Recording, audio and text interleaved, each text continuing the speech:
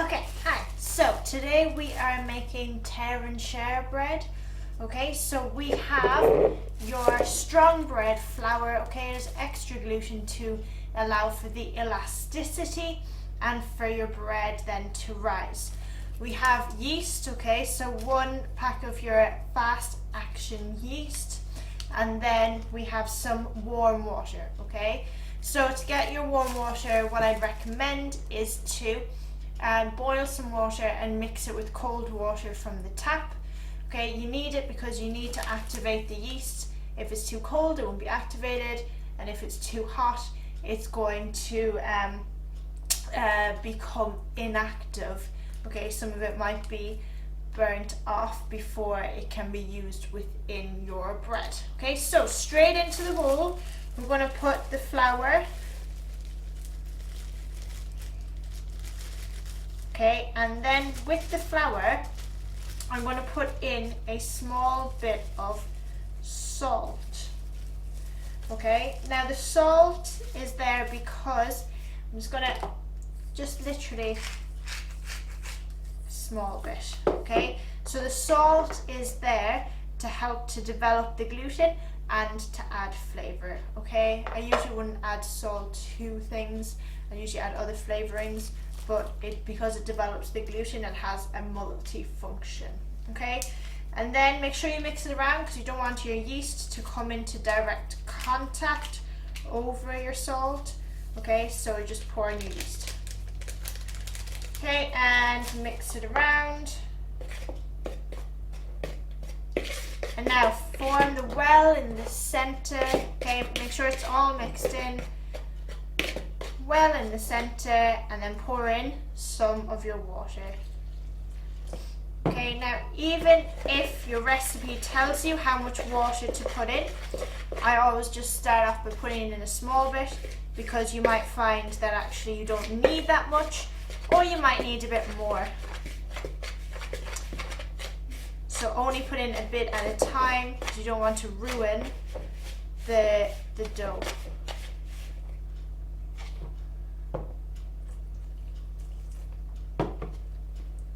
So for your tear and share bread, you need a tin, kind of square tin if possible.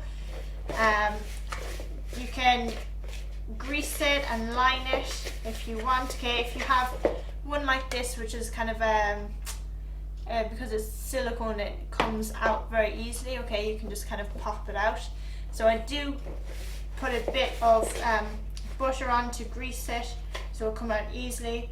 But I don't need to put any baking parchment on. Okay, but if you have one that like a metal tin, I would recommend putting some baking paper or baking parchment on. Okay, so I'm going to move to my hands now. When your dough looks kind of stringy, okay, then it's done, because you're going to knead it, and when you knead it, it's then going to become all smooth. So I'm just going to show you. So I need to put a small bit more in because I have a small bit here, but just to show you kind of, right, see how it's, oh, if you can see how it's all kind of still stringy. Okay, it's not smooth, and that's fine, because what's going to happen, I'm just going to put that to the side actually. Okay, what's going to happen is when you knead it, it's going to become all smooth and elasticy. Okay, but if you add too much water in to make it smooth, then it's just going to be very sticky. And if you get it to that correct consistency and texture, then you actually won't need to put any flour onto your table.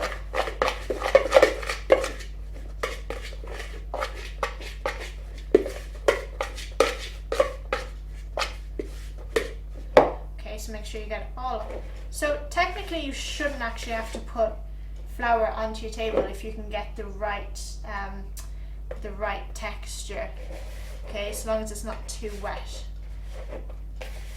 Okay, so I'm going to take it out now.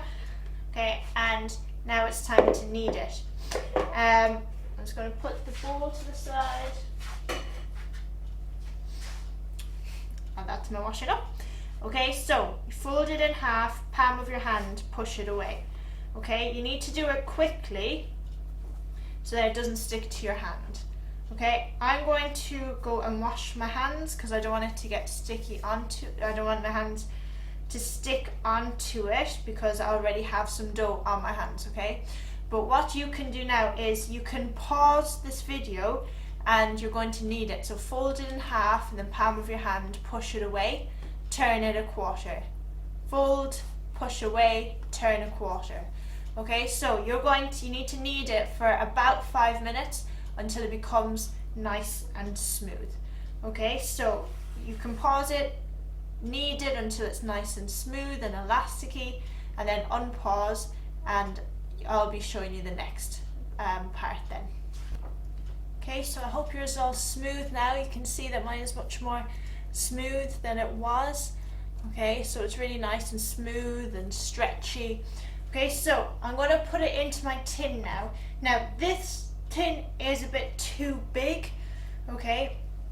So if you have a smaller one, then that would work better for the amount of dough that you have.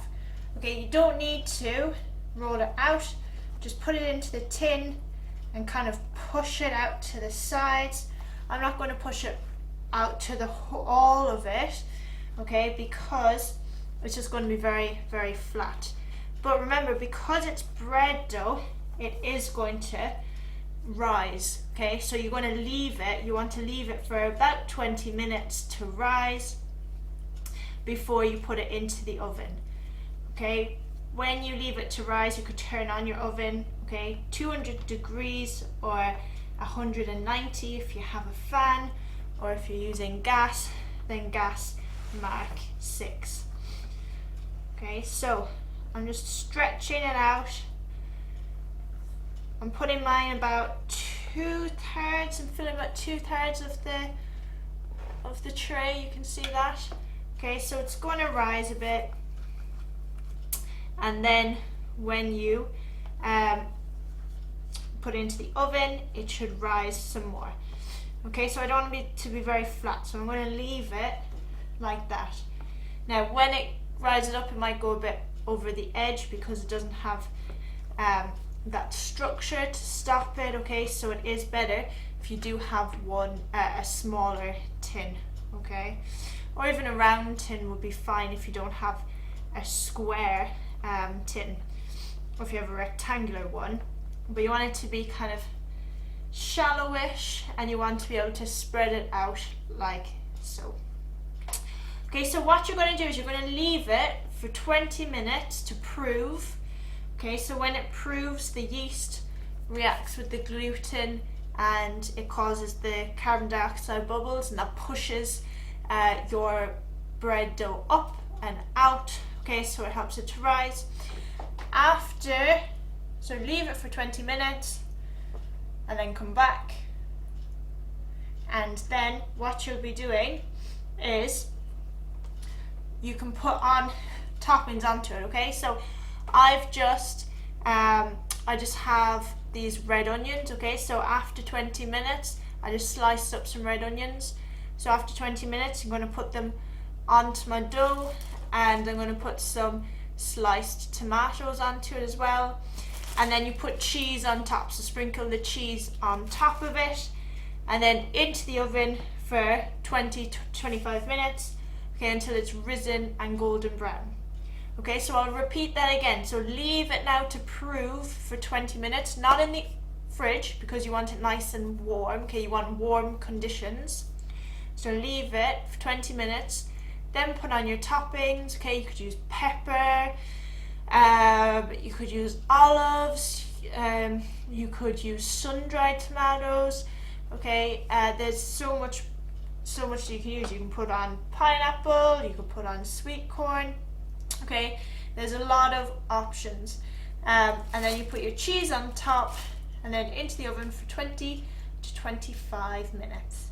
Okay, and then you should have lovely, nicely risen tear and share bread with all your flavors. Put some pesto on if you want, okay, to add a bit more flavor to it.